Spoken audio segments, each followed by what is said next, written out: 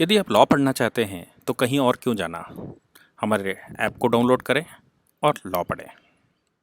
नमस्ते सदा वत्सले मातृभूमि में। बड़े दिनों से लोग मुझे मेल कर रहे हैं और बहुत सारे मैसेज अपने पास आए हुए हैं जिसमें लोगों ने कहा है कि सुशांत सिंह राजपूत के लिए आप कुछ कहें। हालांकि मैं जनरली अवॉइड करता हूं क्योंकि इन्वेस्टिगेशन चल रहा है और जब तक कोई कानूनी पहलू अपने समझ में नहीं आता और जब तक उसमें कुछ ऐसा नहीं मिलता जो लीगली लोगों को पता होना चाहिए तब तक अपन नहीं बोलते हैं। लेकिन बहुत सारी रिक्वेस्टें आई हैं तो अपने को लगा कि इसका कानून एटलीस्ट थोड़ा जो जिस स्तर पर है उस स्तर पर इसके कानूनी चर्चा कर दें कि नेपोटिज्म को लेकर यहाँ पर सवाल खड़ा हो रहा है। यहाँ पर फिल्म इंडस्ट्री में लोग कैसे आते हैं, उनके ऊपर प्रेशर था, उनको ब्लैकमेल किया जा रहा था, ये बहुत सारे सवाल लोगों के हैं। उन सभी सवालों पर एक लीगल चर्चा हम लोग करते हैं। देखिए, नेपोटिज्म की जहाँ तक बात आती है, वंशवाद की जहाँ तक बात आती है, उस वंशवाद को आइडियल पर्सन समाप्त कर सकता है, सामान्य जन नहीं कर सकता है। आइडियल पर्सन से मतलब जैसे ये आरएसएस वाले हैं या मोदी जी का परिवार है या अमित शाह का परिवार है या जो ऊपर की सरकार में आजकल लोग बैठे हुए हैं जहाँ वंश नहीं चलता। आप किसके बेटे हैं इसकी वजह से आपको चांस नहीं मिलेगा। मिल सकता है, अगर आप अपनी योग्यता सिद्ध करके आते हैं तो मिल सकता है, लेकिन आप उनके बेटे हैं इसलिए आपको चांस मिलेगा ऐसा आवश्यक नहीं है। ये नेपोटिज्म जो है वो ऐसा कोई भी विभाग, ऐसा कोई भी दायरा नहीं है देश का जिसमें नेपोटिज्म ना चलता, केवल गवर्नमेंट को छोड़कर। गवर्नमेंट को छोड़कर इन द सेंस कि आप गवर्नमेंट जॉब लेने जाते हैं तो आपको अपनी प्रतिभा सिद्ध करनी ही पड़ती है, तभी आप वहाँ पर जाते हैं। फिर भी उसमें भी करप्शन हो ही जाता है। लेकिन बाकी जो प्राइवेट सेक्टर का सारा संसार है, यहाँ पर नेपोटिज्म को रोक पाना बड़ा मुश्किल काम है। क्यों, मैं बताता हूँ। जैसे हमारा कोर्ट है, हमारे कोर्ट और वकालत के पेशे में भी नेपोटिज्म चलता है। मैं अगर एडवोकेट हूँ और मेरे पास 20 जूनियर हैं, 20 जूनियर में मेरा एक बेटा भी है जो जूनियरशिप मेरी कर रहा है, तो मैंने चैम्बर बनाया, अपने बेटे का प्यार उभर कर लोगों को आ ही जाता है। और अपने बेटे का प्यार उभर कर आ जाता है तो केसेस में हम तारीख लेने के लिए भेजते हैं, कोर्ट में भेजते हैं। जिन मामले में दो पैसे पैदा होने वाले हों उस क्लाइंट के साथ तो अपना बेटा भेजेंगे, बाकी को केवल काम करने के लिए भेजेंगे। जहाँ पर सिखाने की बात हो वहाँ पर हम अपने बेटे को सिखाएंगे और बाकी से केवल काम करवाएंगे और वो अपने आप सीख जाए तो अच्छा है। और अगर वो अपने आप सीख भी जाता है और अपने को लगता है कि ये मेरे से ज्ञान लिए जा रहा है तो फिर हमारे यहाँ वकील ये भी कर लेते हैं कि उसकी छुट्टी कर देते हैं, उसके खिलाफ एक मोर्चेबाजी कर देते हैं। कभी कभी ऐसा भी सामने आता है। ये एलिगेशन पिछले कई वर्षों से लग रहे हैं कि जो हमारे हाई कोर्ट और सुप्रीम कोर्ट के जजेस के अपॉइंटमेंट है इसमें ट्रांसपेरेंसी नहीं है। बहुत सारे आरोप इस पर लगे हुए हैं, इवन जजेस ने आरोप लगाए हैं और ये कहा है कि 200 परिवार संसार के ऐसे हैं जो हाई कोर्ट और सुप्रीम कोर्ट के जजेस उनके बच्चे ही बनते हैं। इसको भी अब नेपोटिज्म ही कहेंगे। और ये नेपोटिज्म एक्चुअली इसको ना कहें, बात ये आती है किसी भी मामले में अगर मैं कोई फिल्म बनाने जा रहा हूँ तो मेरी फिल्म में कौन काम करे ये इसके लिए मुझे चेहरा चाहिए। अब नया कोई बालक अपने सामने आया है तो मैं छोटे छोटे रोल उसको देना चाहूँगा और बड़े रोल किसी नॉन व्यक्ति को देना चाहूँगा। अब नॉन व्यक्ति कौन है? हो सकता है कि हमारे साथ का कोई कर्मचारी काम कर रहा हो और हमारे साथ का कोई फिल्म स्टार हो, उसके बच्चे अपने को दिखाई दे जाए। तो एंट्री जहाँ तक मारने की बात आती है, मुझे लगता है कि संसार में, केवल हिंदुस्तान में नहीं, संसार में हर जगह पर नेपोटिज्म है, केवल गवर्नमेंट के ऑफिशियल जहाँ कॉन्स्टिट्यूशनल या कानूनी पहलू है उसको छोड़कर। बिल्कुल वैसे ही जैसे मैं एक दुकान खोलकर बैठा हूँ और उस दुकान पे मेरे पास 4 कर्मचारी भी हैं, नौकर भी हैं जो मेरे लिए सर्विसेज करते हैं और मेरा बेटा भी बैठता है, तो नो डाउट मैं उसके लिए प्रिविलेज करता हूँ और उन 4 को वो पूरी बातें सब नहीं बताता हूँ कि हमारा व्यापार कैसे चलता है। मैं उसको ही बताऊंगा कि वो मेरा व्यापार कैसे चलता है क्योंकि वो मुझे सक्सीड करेगा। अब वो 4 बाकी के कह सकते हैं कि मुझे कंसिडर नहीं किया। इस तरह की भी समस्याएं आती हैं। और ये भी है कि कभी कभी कोई व्यक्ति कहता है अपने बेटे से ज़्यादा उस पर विश्वास करता है और कहता है कि नहीं वो ज़्यादा काबिल है, उसको अपनी योग्यता सिद्ध करनी पड़ती है। तो एंट्री मारते समय तो नेपोटिज्म हो सकता है, लेकिन जब आप फाइनली कहीं एंट्री मारते हैं तो आपको एग्जिस्ट करने के लिए नेपोटिज्म नहीं हो सकता। एग्जिस्ट करने के लिए आपको प्रूफ ही करना पड़ेगा। लेकिन ये भी संसार का सबसे बड़ा सच है कि एंट्री मारना ही सबसे मुश्किल काम है, उस चैम्बर में घुसना ही मुश्किल काम है जिस चैम्बर में मैं कुछ परफॉर्मेंस कर सकता हूँ। वो कैमरे के सामने आना ही बड़ा मुश्किल काम है जिस कैमरे के सामने मुझे परफॉर्मेंस अच्छी करनी मिल सकती है। ये सब कुछ नेपोटिज्म खत्म हो सकता है बेटर एजुकेशन से, वो ऐसे नहीं खत्म हो सकता कि हम कुछ कहें। अब इसके लीगल पहलुओं के विषय में हम लोग आते हैं। लीगल पहलू जो इस नेपोटिज्म का पार्ट बनता है या जो प्रॉब्लम क्रिएट करता है, जिसकी वजह से लोग सुसाइड वगैरह करने की कोशिश करते हैं या परेशान हो जाते हैं, वो है कानून।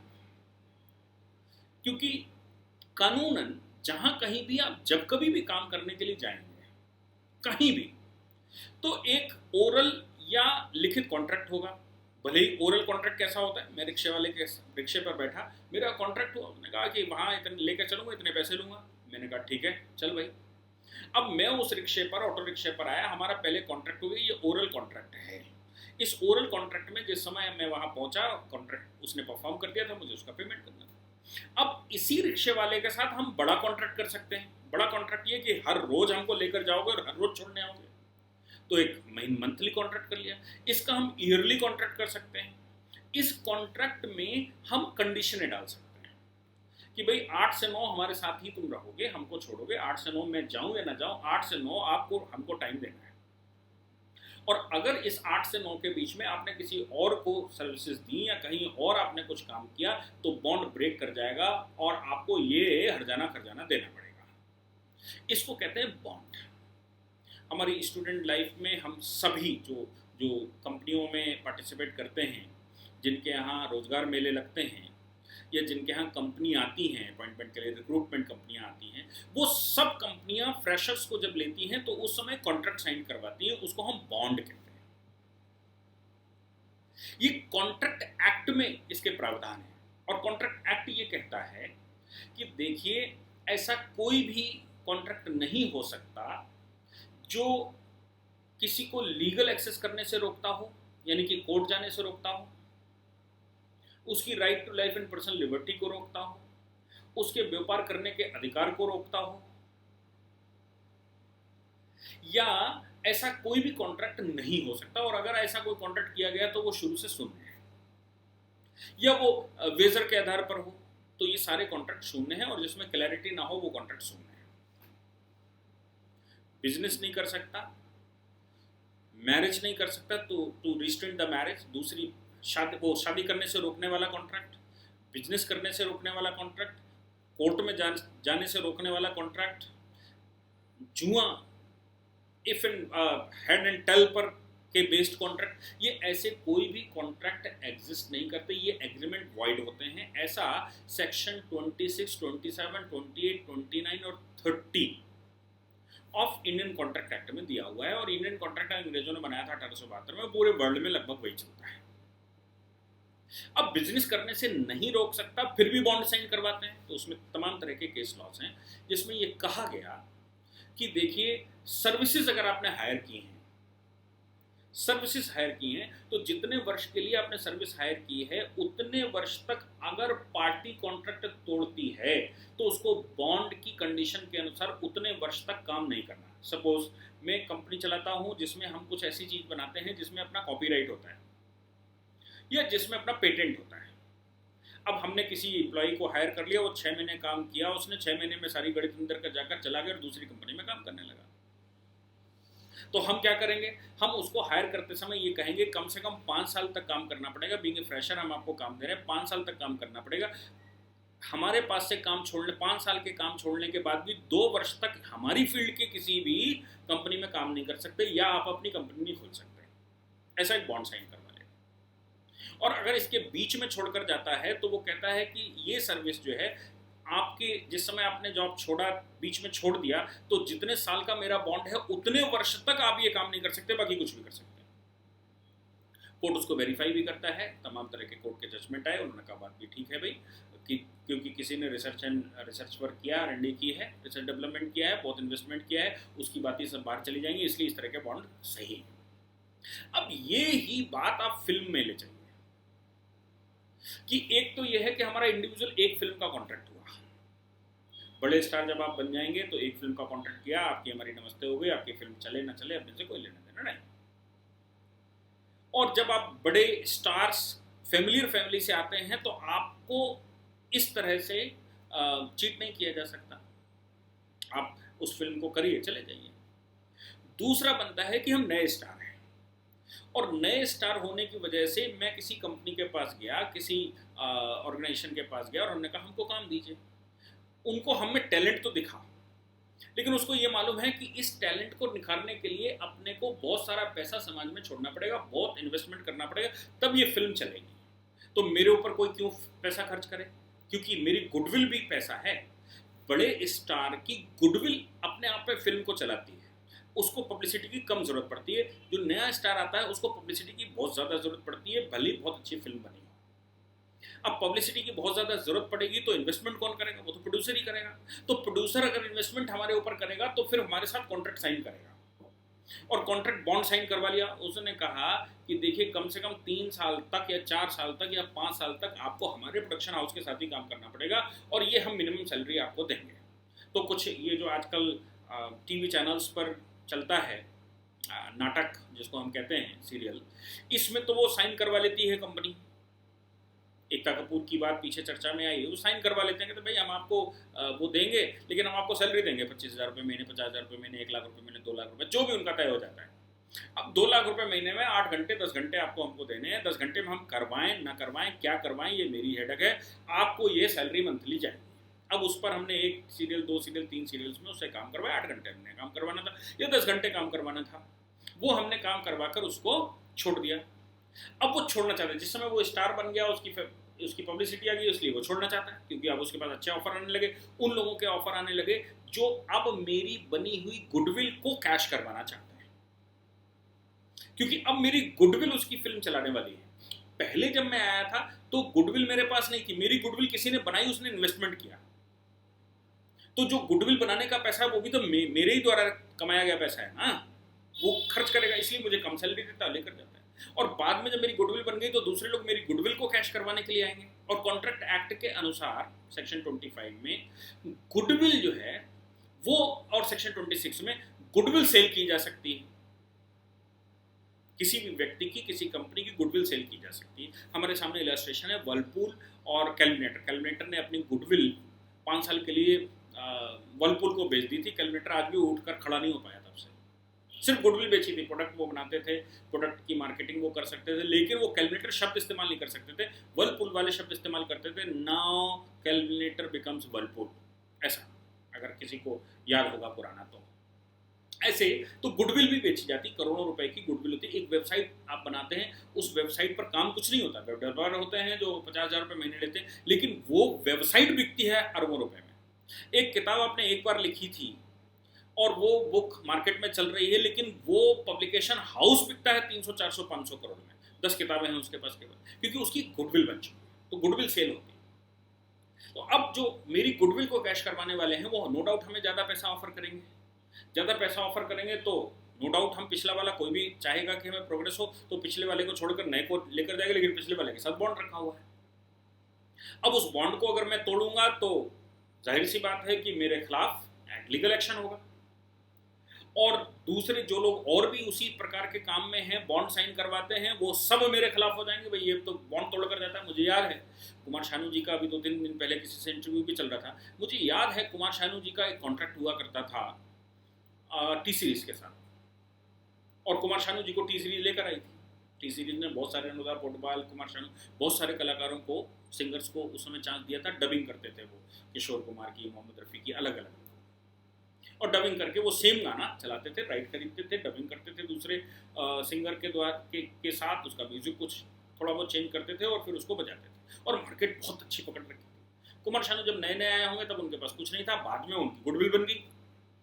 अब फिल्मों के ऑफर आने लगे होंगे तो नो डाउट अब उनको फिल्मों में करना, लेकिन टी सीरीज के साथ बॉन्ड है। तो कुमार शानू जी ने, मुझे याद है कि उस समय वो बॉन्ड तोड़ा था। मैं बिल्कुल परफेक्ट नहीं कर सकता क्योंकि बहुत साल पहले की बात है, ये 25 साल पहले की बात है लगभग। कुमार शानू जी ने वो बॉन्ड तोड़ा था, उस बॉन्ड के एवज में जो कॉम्पनसेशन था वो भी शायद टी सीरीज ने लिया होगा। उस समय टी सीरीज के ओनर चिंता थे गुलशन कुमार जी।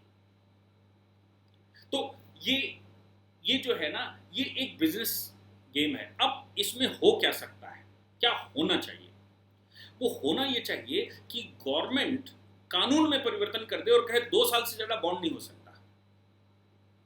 जितने दिन काम करोगे उसके 2 गुने से ज़्यादा बॉन्ड नहीं हो सकता अगर कानून में इस तरह का प्रावधान आ जाए और ये कहा जाए कि एक प्रोडक्शन हाउस के साथ कोई कॉन्ट्रैक्ट होता है तो वो कॉन्ट्रैक्ट 2 वर्ष से ज़्यादा नहीं कर सकता, 2 वर्ष के बाद उसको रिन्यू करना ही पड़ेगा और दोबारा नेगोशिएट करना पड़ेगा। बिल्कुल वैसे ही जैसे बैंक में मैं डिपॉजिट करता हूं और 1 साल के लिए डिपॉजिट किया, मैं दोबारा रिकंटिन्यू करना चाहता हूं तो मैं एक बार उसके साथ नेगोशिएट दोबारा करता हूं अपनी एफडी के लिए। या हम किसी का लाइसेंस लेते हैं तो वो लाइसेंस ऐसे ऐसे चल सकता है। तो ये कंपनियां किसी को हायर नहीं कर सकती, लाइसेंस ले सकती हैं, ऐसे कानून में प्रावधान करने पड़ेंगे। तब ये जो समस्या है जिसमें सुशांत सिंह राजपूत पिस रहे थे, उस समस्या से कि वो यशराज प्रोडक्शन या फला प्रोडक्शन या धमाका प्रोडक्शन या जो भी प्रोडक्शन उनके साथ कॉन्ट्रैक्ट किए पड़ा है जो सस्ते में चलाता है, उनके लिए आपको अलग से कानून बनाना पड़ेगा, contract act for cinema industry. उस जैसे अपने पास कॉन्ट्रैक्ट भी अलग अलग होते हैं, जनरल कॉन्ट्रैक्ट है, फिर हम कमर्शियल कॉन्ट्रैक्ट की बात करते हैं तो हमारे पास फिर कॉर्पोरेट कॉन्ट्रैक्ट भी होते हैं, अलग अलग तरह के कॉन्ट्रैक्ट भी अपने पास होते हैं, कॉन्ट्रैक्ट एक्ट बने हुए हैं बाकायदा उनके लिए। तो क्यों ना हम हर इंडस्ट्री के लिए अलग से कॉन्ट्रैक्ट एक्ट में एक्सटेंशन जोड़ दें और उस एक्सटेंशन में ये कहें कि 2 फिल्मों से ज़्यादा से बड़ा बॉन्ड बन ही नहीं सकता। अब आपको लेना हो लो, न लेना हो मतलब। हम उसमें ये जोड़ दें कि किसी भी प्रोडक्शन हाउस के पास 2 साल से ज़्यादा का कॉन्ट्रैक्ट नहीं हो सकता, 3 साल से ज़्यादा का कॉन्ट्रैक्ट नहीं हो सकता, और हर 3 साल अगर कॉन्ट्रैक्ट उससे बड़ा हो भी गया तो हर 3 साल पर उसको रिन्यू किया जा सकता है।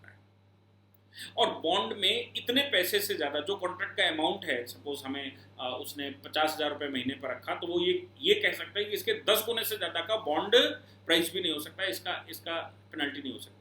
ये सभी के लिए कंपनियां ले जाती हैं, उनके लिए भी, ये जो भी कॉन्ट्रैक्ट पर हायर करता है उसके सब के लिए ये कानून पास किया जा सकता है। तो इसका सोल्यूशन मुझे लगता है कि कानूनी है। कॉन्ट्रैक्ट एक्ट में हमने को परिवर्तन करना पड़ेगा सेक्शन 27 में, और ये बताना पड़ेगा सेक्शन 26, 27, 28, 29 जो मैंने सेक्शंस बताए उन सभी में, खासतौर से सेक्शन 25 में ये हमको बताना पड़ेगा कि कितने दिनों में और कितने अमाउंट पर और कब तक। अगर हम ऐसा कर पाते हैं तो मुझे लगता है कि हम इस इंडस्ट्री के साथ इंसाफ कर पाएंगे और इसको रोक पाएंगे। हाँ, जहाँ तक बात आती है एंट्री लेवल की, तो एंट्री लेवल के लिए कोई कानून नहीं बनाया जा सकता क्योंकि सबको स्ट्रगल करना पड़ता है अपनी लाइफ में। मैं एक गुरु नाम की फिल्म आई थी, धीरूभाई अंबानी के ऊपर थी, हमने देखा कि उन्होंने कैसे स्ट्रगल किया। मैं अपनी लाइन में हूँ, मेरी लाइन है, मेरे घर वाले कोई वकालत फील्ड में नहीं है। मेरा सौभाग्य था कि हम कुछ प्रचारकों के, आरएसएस के प्रचारकों के संपर्क में आ गए और उन्होंने 370 मेरे हाथ में, मेरे अंदर कुछ टैलेंट देखते हुए उन्होंने काम सौंप दिया और कुछ लोगों ने और काम देना शुरू कर दिया। मैं सौभाग्य वाला था कि मैं किसी की नज़र में आ गया और उसने मुझे काम देना शुरू कर दिया, वहाँ से यहाँ तक कमाए। फिर भी आज भी बहुत सारे लोग हमारे इस पर लिखते हैं कि सर आप पॉलिटिक्स में क्यों नहीं चले जाते, आपको फलाह हो जाना चाहिए, धमाका होना चाहिए। देखिए, ये सब जगह प्रॉब्लम है। मेरी खाली प्रतिभा सफिशिएंट नहीं, लॉयल्टी भी होनी चाहिए। अब लॉयल्टी जब तक नहीं होगी तो खाली प्रतिभा, मेरा जो कर्मचारी है वो बहुत होशियार हो, बहुत टैलेंटेड हो, लेकिन उस पर जब तक मुझे लॉयल्टी नहीं, जब तक उसकी मेरे ऊपर लॉयल्टी नहीं है, जब तक मुझे उस पर विश्वास नहीं है, तब तक मैं उसको सारी चाबियां कैसे दे सकता हूँ, या ऐसी जगहों पर कैसे बैठा सकता हूँ जहां पर बहुत सारे राज हों। ये सारी इंडस्ट्रीज के साथ होती है, ये पॉलिटिकल पार्टियों के साथ भी होती है, ये कोर्ट में भी होता है। केवल गवर्नमेंट जॉब्स में ऐसा नहीं होता। वहां पर लिखा जाता है कि नहीं साहब, आप किसी के अगर सिफारिश से आए हैं तो आपको डिस्क्वालीफाई कर दिया जाएगा। तो ये समस्या जो एंट्री लेवल की है, ये समस्या मुझे नहीं लगता, अभी तक मुझे कोई सूझने में नहीं आया कि इसको सॉल्व किया जा सकता। हालांकि बहुत सारी कंपनियां टैलेंट सर्च करती रहती हैं और टैलेंट वाले जो कार्यक्रम हैं वो चलाती रहती है जिससे लोग सामने आते हैं। अभी तो सोशल मीडिया हमारे पास है, यूट्यूब जैसे चैनल्स हैं जिनमें हम अपनी बात कह लेते हैं और इससे लोगों के बीच में जाती है, जिससे लोगों में कुछ अंदर दिखाई देता है। लेकिन कोई मुझे पॉलिटिक्स में ले जाए, कोई मुझे उस स्थान पर ले जाए, उसके लिए उसको मेरे पर विश्वास करना आवश्यक है, मेरे केवल कह देने से नहीं। तो विश्वास तभी करेगा जब मैं उसके लिए 10-20 साल काम करूंगा और काम करने का अवसर मिलेगा मुझे। तो कैसे अवसर मिलेगा और कैसे वहां जाएंगे, ये एक बड़ी समस्या है। और वहां कैसे एंट्री होगी और वहां लॉयल्टी कैसे बनेगी, ये सब बहुत बड़ी समस्या है। मुझे लगता है कि इसलिए ये जो हमारे यहाँ सोशल मीडिया का चल रहा है उसमें, और सुशांत सिंह राजपूत जी के लिए चल रहा है, उसमें हम सबको सरकार कानूनन कुछ परिवर्तन लाए, इसके लिए आप अगर ड्राफ्ट बना सकते हैं, ड्राफ्ट बना के सरकार को दीजिए। सरकार इस समय की ऐसी है जो सभी प्रकार के रिफॉर्म लाने के लिए परमानेंट तैयार रहती है, उनके संज्ञान में आना चाहिए केवल। मुझे लगता है कि जो लोग सुनना चाहते थे, मैंने उस पर एक लीगल एंगल देने का प्रयास किया है, और आप लोगों ने मेरे से रिक्वेस्ट की, सुना, उसके लिए धन्यवाद।